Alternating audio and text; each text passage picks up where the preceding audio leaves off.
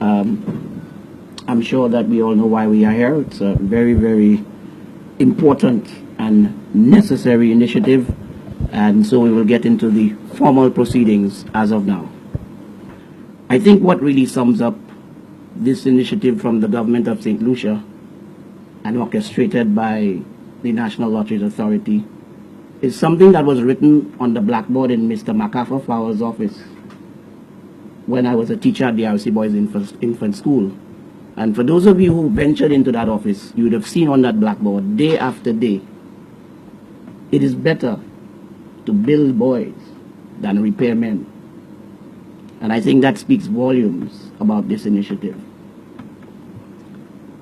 When I first got invited to serve on this committee, I was a bit skeptical about an after-school program. In fact, my first response was another one, because there have been several after-school programs over the years, and I don't think there's any scientific evidence to determine the success or lack of success of any one of these programs, because the evaluation aspect of these programs, in St. Lucia, we generally tend not to pay too much attention to research. I am very pleased with what this committee has put together for an after-school program, and it's been months of meetings lasting between 3 and 6 hours on average. I think in the last 4 months, we've probably had about 20 plus meetings with regards to getting this off the ground.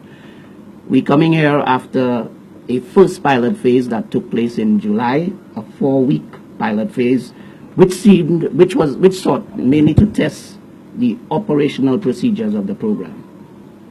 We are into a second pilot phase, which will commence today in 10 centers around the island. But I don't want to speak too much because there are persons who will divulge a lot more information on the program. Just to say that I am extremely, as I said, pleased to be part of this. And at a meeting that we had last Saturday, a meeting right after serious weather conditions affected St. Lucia, it was very heartening to see about a 97% attendance from our persons involved in running the program. And these are people coming from all around St. Lucia. The fact that after such rigid conditions of the weather, so many were gathered because the meeting had to be postponed from the Friday because we could not have met until the all clear was given, I really think it speaks volumes of what this program means to all of them. As I said to them, it's not a job. This is a call to national duty. This is serving your country just as a police officer would, or just as a doctor or lawyer would. It is really a call to national duty. And so, ladies and gentlemen, it is with this background, I am very proud to introduce at this point in time one of the persons very instrumental in the execution of this activity. Ladies and gentlemen, to address you, I'd like to call on the chairman of the board of the National Lotteries Authority. The National Lotteries Authority, for its part in the after-school program, what we are generally, we are funders of the program. But our association extends a little further than that, in that we added to being the principal funder. We also were more or less the initiators, of the program itself. And with that being said, I do not want to undermine the contributions of the other partners, which are the Saint Lucia Football Association, who is a financial contributor, as well as very integral involved in conceptualizing and implementing the project or the program. The Saint Lucia Athletics Association is again instrumental in conceptualizing and implementing. But also I'd like to recognize as well the entire untiring efforts of the working committee involved in putting this program together.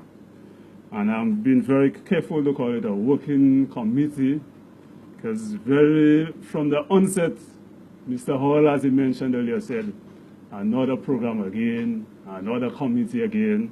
So I have to be careful how, I call the committee just because of Mr. Hall. And let me just mention the persons involved, and if you're present, I think you should stand to be recognized. Mr. Sabatus Hunt, who is the chairperson. Dr. Vanetta Lasporis, Mr. Wayne Benty, Ms. Theophila Charles, Ms. Martina Shallery, Mr. Gilroy Hall, Mr. Ligorius Marquis, Mrs. Claudia Jean-Baptiste, Mr. Vincent Bouland, and Mr. Cuthbert Eliezer. And I must say your contribution to the conceptualizing and implementation of the after-school program is priceless. And I choose that word because you accepted the challenge, you know, in that vein. You really accepted the challenge in that vein. I can remember the first meeting we had, you know, seeking, you know, your participation, you know, in such a program. It really and truly turned into the first working session.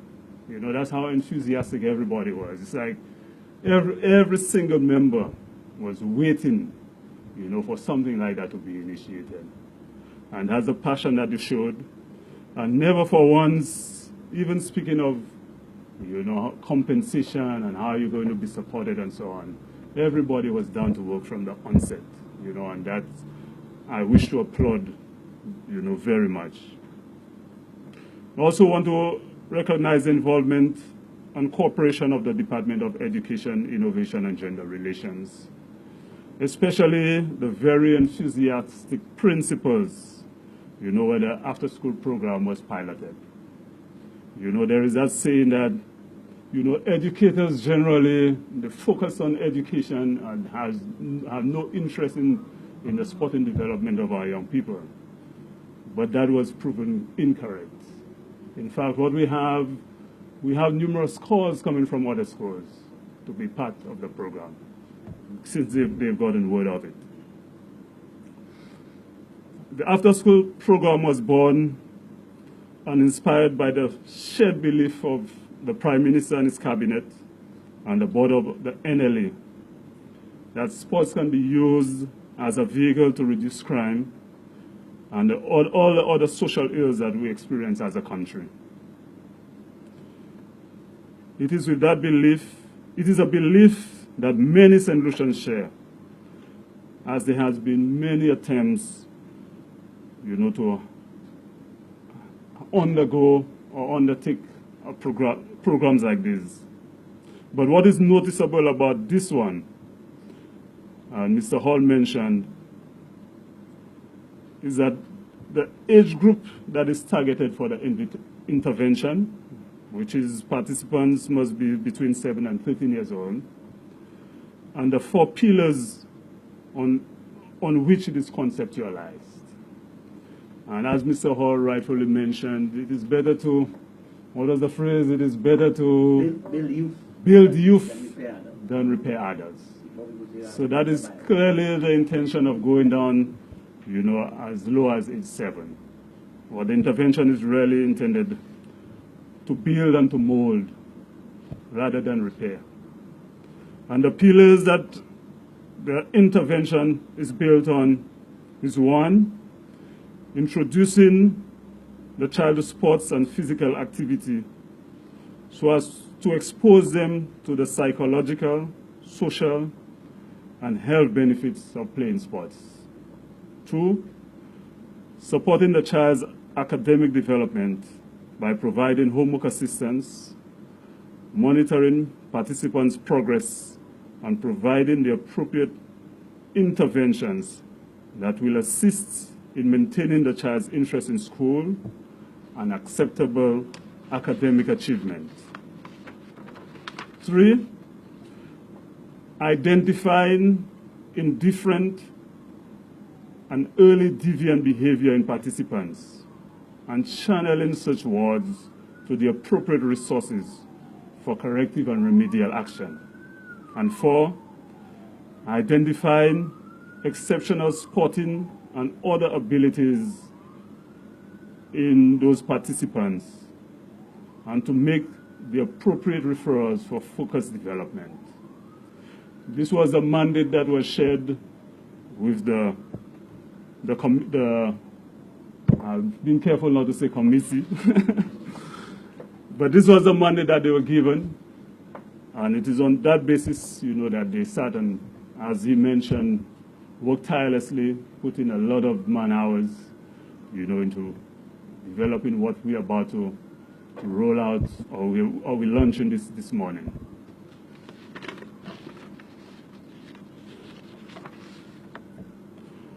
To sum it up, the program really and truly provides an avenue at a critical juncture in our children's development to assess their social behavior, identify special abilities with potential to be developed, and to channel participants with those traits to the right institutions. So what we're trying to the program is really not trying to be, a one-stop or an area where, we spread ourselves so thin, that the focus is lost. All it is supposed to do is to expose the students to sports, let them benefit, from the disciplines and the lessons that sports teaches, use the sports as a means of attracting them to the program, and there the evaluation and assessment will be made of them.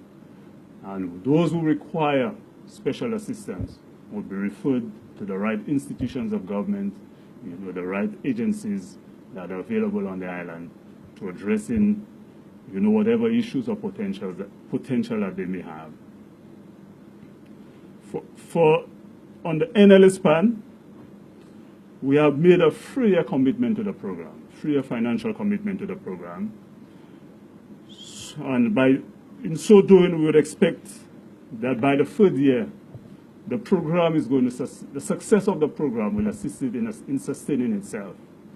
So as much as possible, what we would want to do is, to ensure that the program is so successful that it will draw interest, from the private sector, not just draw interest, but will reach out to the private sector as well, reach out to the diaspora, reach out to, all the other government, the partner governments, that Saint Lucia is affiliated with. So our commitment is for 3 years. And let me just mention too that the SLFA, is making a financial contribution to the program as well. And we're hoping, we're confident that its success when implemented will allow it to be self-sustaining, and that it is going to draw a lot of interest, from friendly governments and the private sector. What is also expected to come out of this program is a well-trained individuals equipped to deal with, dealing with those children, equipped as well to identify those talents that we spoke of, and to identify early areas of indifference, and misbehavior, and to address them, and to correctly refer them, not necessarily adjust them, but correctly refer them. Also, too, as a result of the program, what we have is, a number of persons being employed under this initiative. So the economic spin-off of this program is one where, persons would be actively employed for the 3 years of the program, providing that they meet the requirements, and at every point of the evaluation that it is deemed that they should continue. And I speak of well-trained because the program itself will be making a concerted effort to ensure that the training of those individuals continue, because the success of this program is very important, for our young persons and for our country, by extension. So there'll be persons will continue to be trained, you know, in areas of sports, in areas of life skills, you know, in areas of, you know, dealing and interacting, you know, with those individuals. As much as possible, the program is going to extend itself to the parents of those individuals and to get them actively involved in the program, you know, to get them participating and informed and constantly appraised of, you know, how the children are doing. So the program is quite extensive. The details I would leave, you know, to the chair to provide. But it is the intention of the National Lotteries Authority to commit for 3 years, to constantly assess and evaluate, and by so doing, you know, improve the program as we go on and as we move forward. So, ladies and gentlemen, to give you a synopsis of the expectations and the content and everything else pertaining to the program that you are itching to know, I'd like to call on the Chair of the Executive Committee, Mr. Sabata Sant.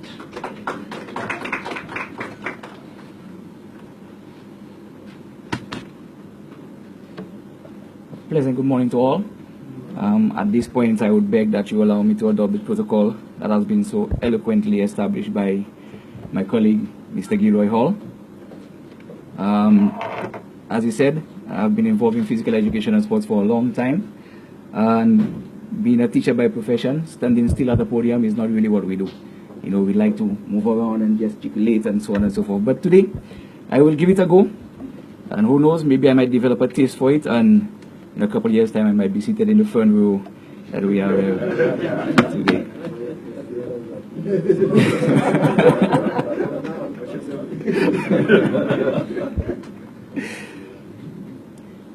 I will try to be as concise as possible. In today's world, we know that children and families grapple with issues such as poverty, crime, lower wages, and educational attainment levels, food deserts, and obesity. Therefore, the need for additional supports in communities is undeniable. After-school and summer learning programs hold enormous potential to fill the gaps in communities while also helping them prosper. The role of the after-school program is growing, and research shows that quality programs are helping students to make academic and sporting gains, activating a greater interest in learning, and providing supportive mentors while helping kids stay healthy and active with exercise and healthy foods.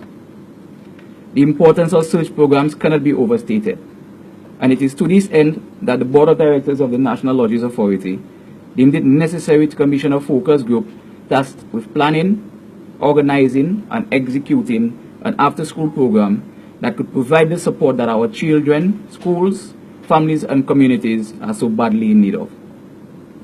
To better conceptualize the new National Lotteries Authority after-school program, the focus group, which became the executive committee, had to answer some key questions such as: what is an after-school program? Who should that program serve? And is it really worth implementing that program in any event in the first place? We set about answering those questions and came up with something similar to this. An after-school program can be broadly defined as any program that provides childcare for elementary and middle school youth when students are not at school and the parents are not at home. A more stringent definition would add that an after-school program meets the supervision expectation of parents who want enrichment for their children in a safe and secure environment on a regular basis when schools are not in session. The focus of these programs must be the children and their holistic development. Too often we see these types of programs are being initiated with the aim of generating revenue for the organizers, which most time leads to the exclusion of the most vulnerable and at-risk children, because guess what? They cannot afford to attend. They cannot afford to be part of it. They cannot pay the monthly fees that are attached to those programs.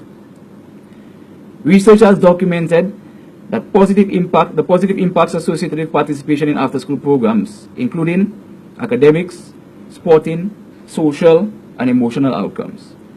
These programs have come to be recognized as critical partners in helping to ensure that all children are afforded the opportunities that will help them thrive and meet their full potential. As we can see, the benefits are widespread, as mentioned by Mr. Chair.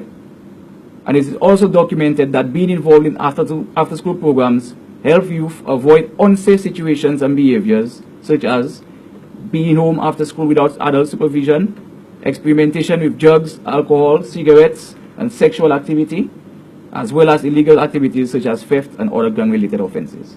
Because we know that in that window, between 3 and 5, when the children are supposed to be at home doing their homework, parents are at work, instead of being at home doing exactly that, they find themselves involved in all kind of deviant behavior in all sorts of areas. And this, I'm sure, that the minister can attest, is one of the biggest problems that we have in Saint Lucia at the moment.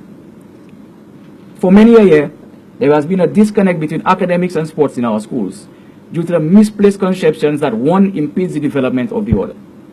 For you to be a good student, you have to focus on your books and leave the playing for the subpar students. Leave the playing for the hard-headed students. The NLA after-school program aims to dispel this myth and was designed to marry the two and assist our youth in both areas. To this end, we developed a program that will cater for homework assistance and the acquisition of soft and light skills alongside the sporting skills development. We recognize the need to develop well-rounded individuals, and therefore emphasis was placed on ensuring the provision of quality instruction and supervision in a structured environment where our youth could learn to be, learn to do, learn to live together, and most importantly, learn to learn. A management committee consisting of a program manager, 2 zonal coordinators, a facilities supervisor, and a clinical supervisor was put in place to directly oversee the program and to ensure its integrity. 30 coaches and 10 life skills facilitators were also employed, with all staff being put through a rigorous interview process to ensure that only the best professionals available will be interacting with our students.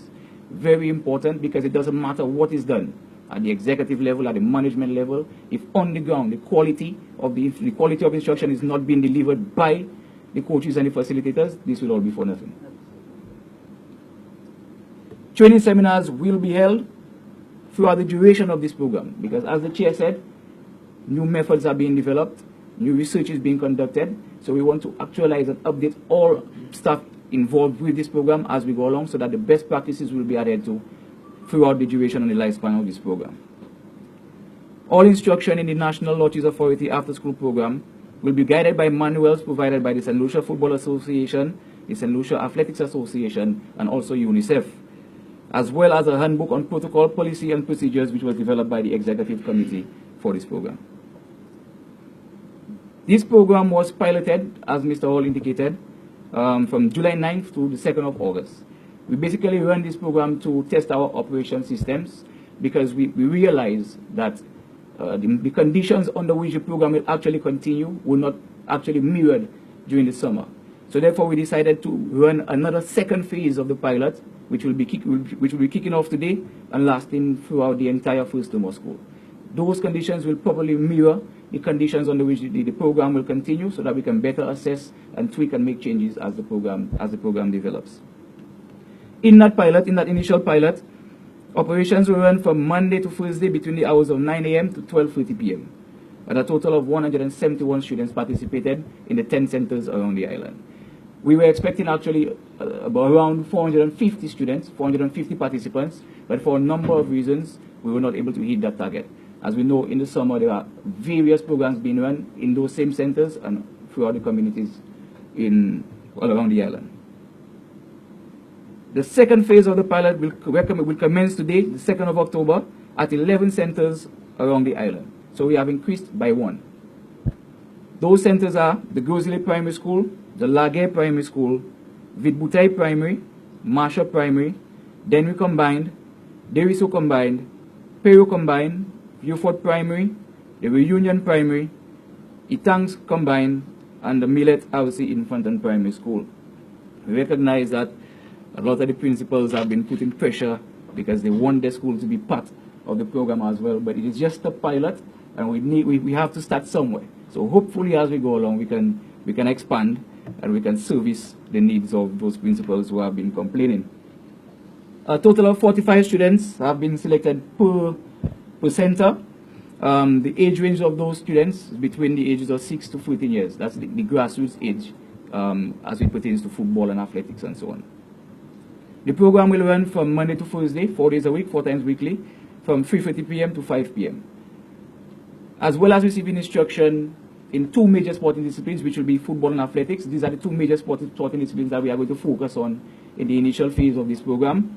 The students will also be receiving homework assistance and life skill development exercises, because we recognize that we don't only want to form footballers or doctors or nurses, but we want to form actually good citizens and properly functioning citizens for the society going forward, well-rounded individuals.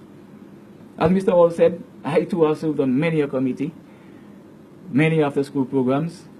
Many such programs have been initiated over the years with varying degrees of success, and a high number have fizzled out and fallen by the wayside for a number of reasons, be it financial and so on and so forth.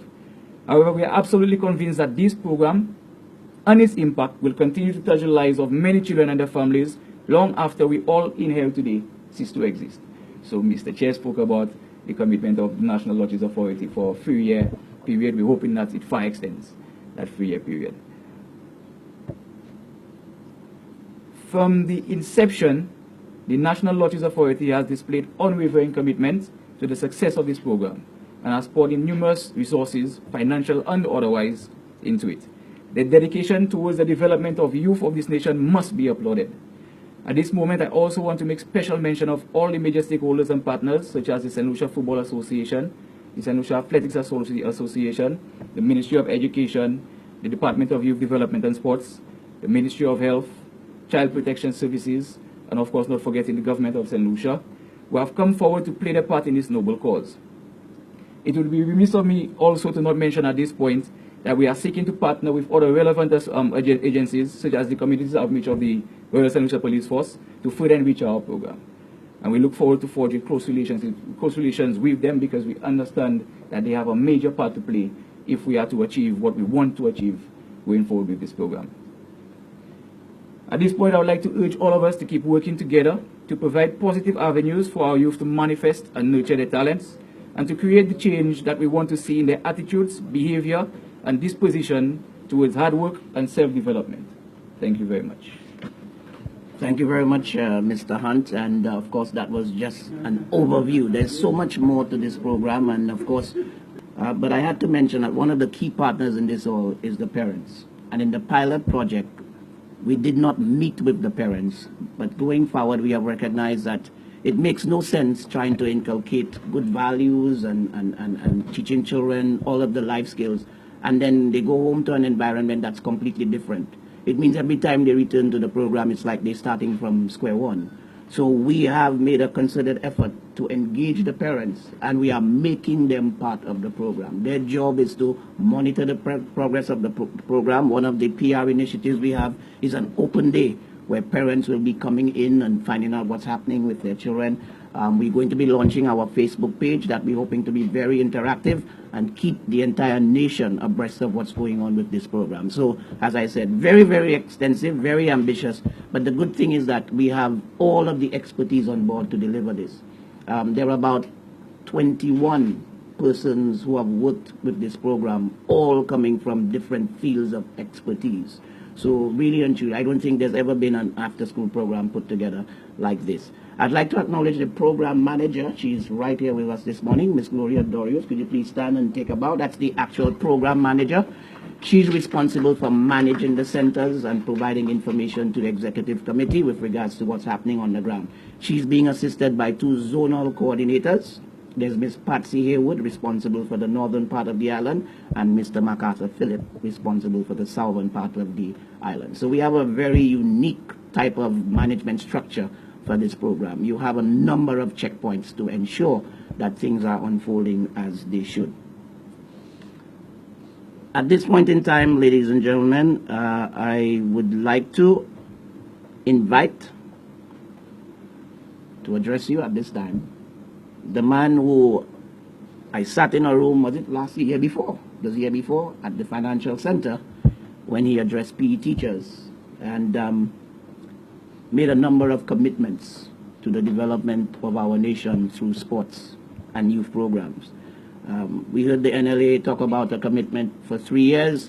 I just want to alleviate the fears of my chair, Mr. Hunt, that the chair was simply alluding to the fact that after 3 years, the budgetary allocation for the program will be reviewed and, of course, naturally increased.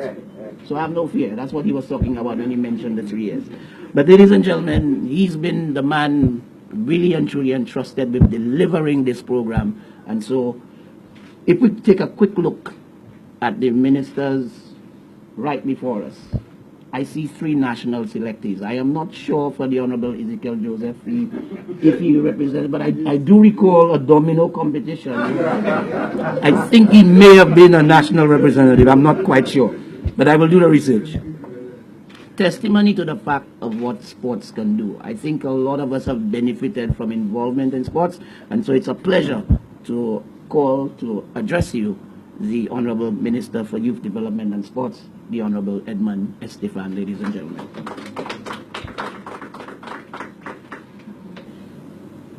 So in a nutshell, one of my life's goals, as I saw the development, or as I took part in sports and represented Saint Lucia a little bit, one of my goals was to become the Minister of Sports.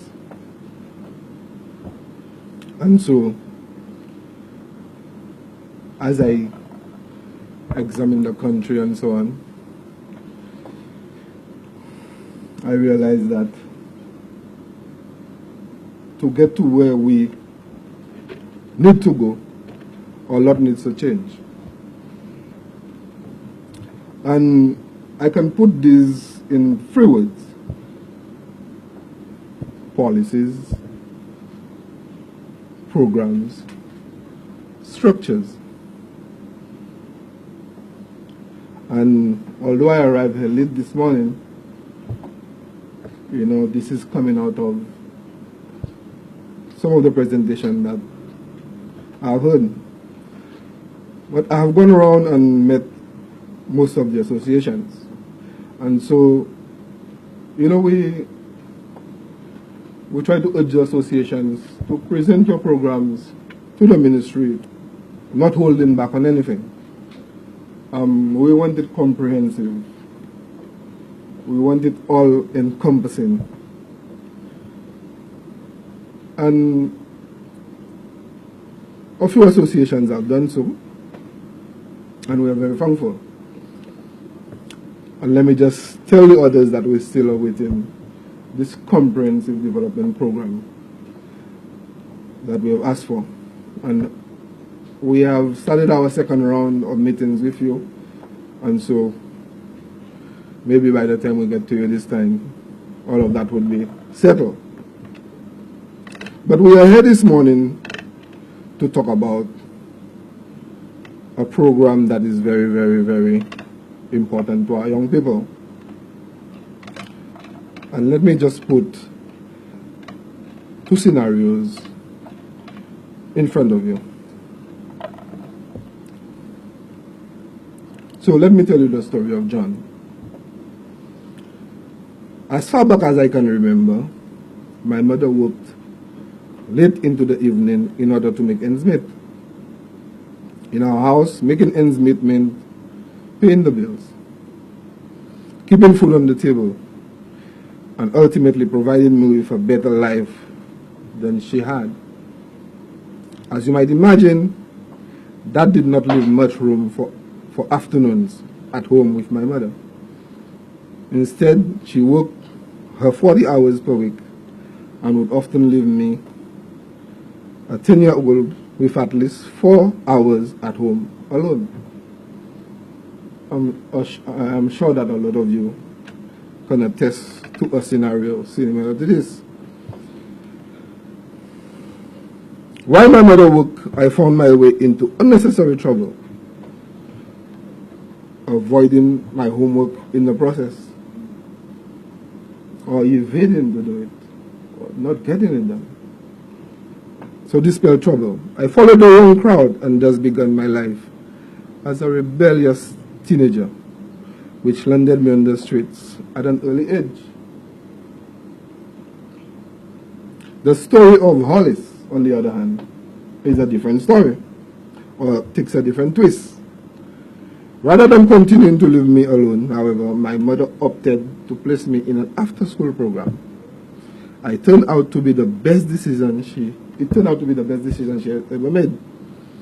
During my time in this after-school program, I was introduced to extracurricular sports, cooking, arts, and even musical instruments. The benefits of being a part of an after-school program were endless. Through this after-school program, I was able to identify talents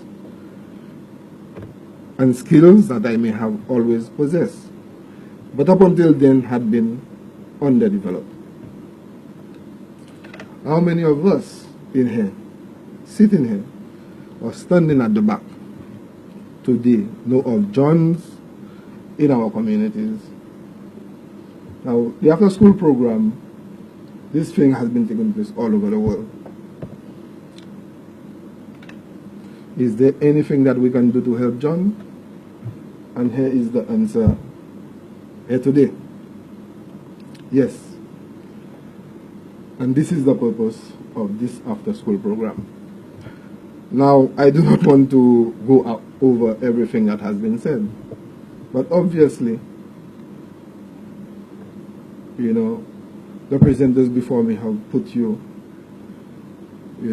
and placed you in the middle of this program.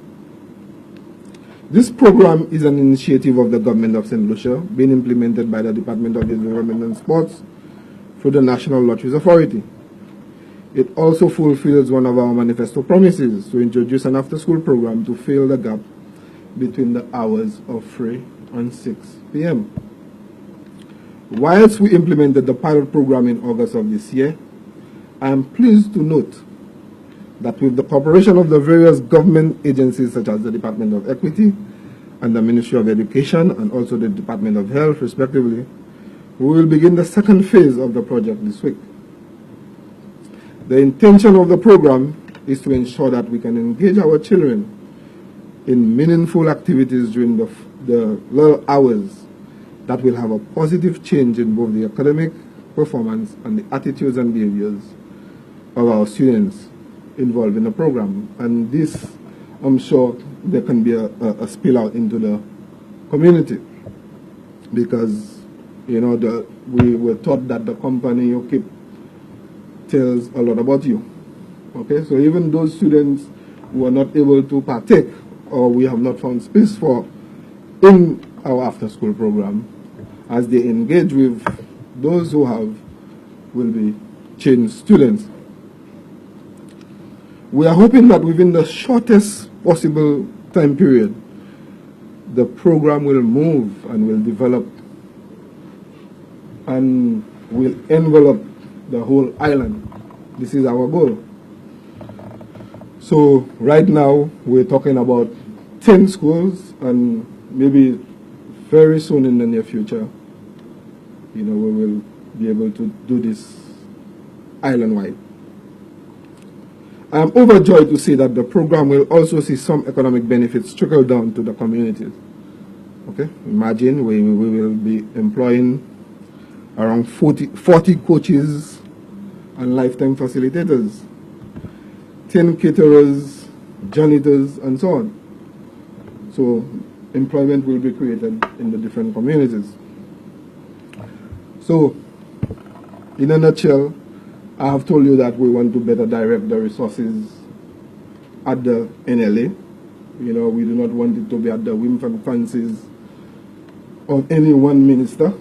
So as you can see, a team was put together to look at this, professionals. Okay? And this is one of the things that I have spoken about. Better directing the finances of the country and engaging our people.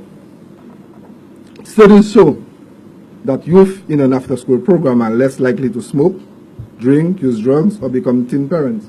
And you have heard that from the presenters before me. They also attend school more often and achieve higher levels of education. This program is not about us, and you've heard that also, but about our kids. I want to endorse this program, and I call on every Saint Lucian, every parent, every teacher in every community around Saint Lucia. We are coming to you if you are not involved as yet. As I end, I want to reiterate that this program is for our kids, so let us make it succeed and let God be our guide. Thank you.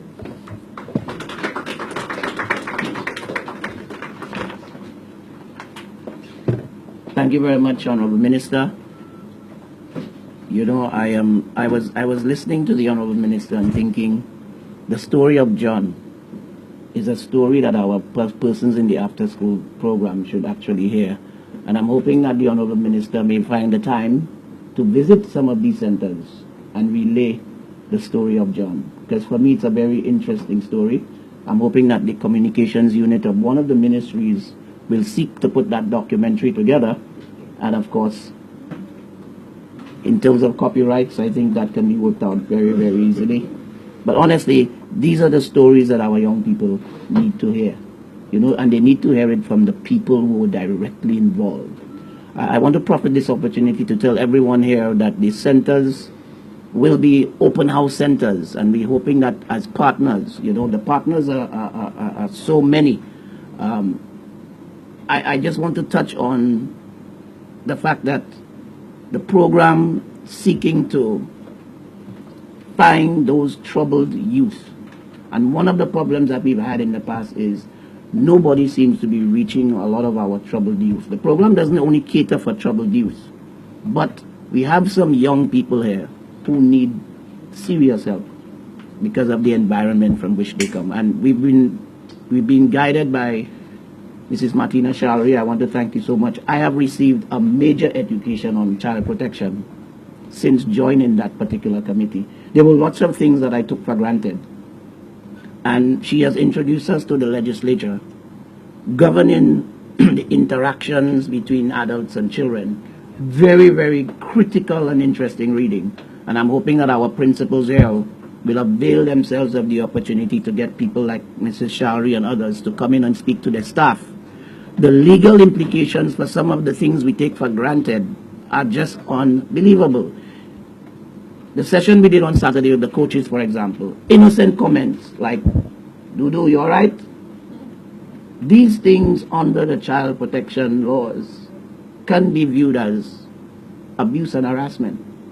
And it's our culture, you know, to want to touch people and hug them and hold them. And I mean, she went through in detail some of these things with our coaches on Saturday. And you could see from the reaction, some of them who have been teachers for many, many years were not knowledgeable of those things. Some of them who've been coaching for long periods of time, that was new information to them. So for me, when you talk about holistic development and a really holistic approach to developing a program, this is it. This is second to none. And this is why I brought this up here a while ago, which says, the last slide, the ASP program from the National Lottery Authority is like no other.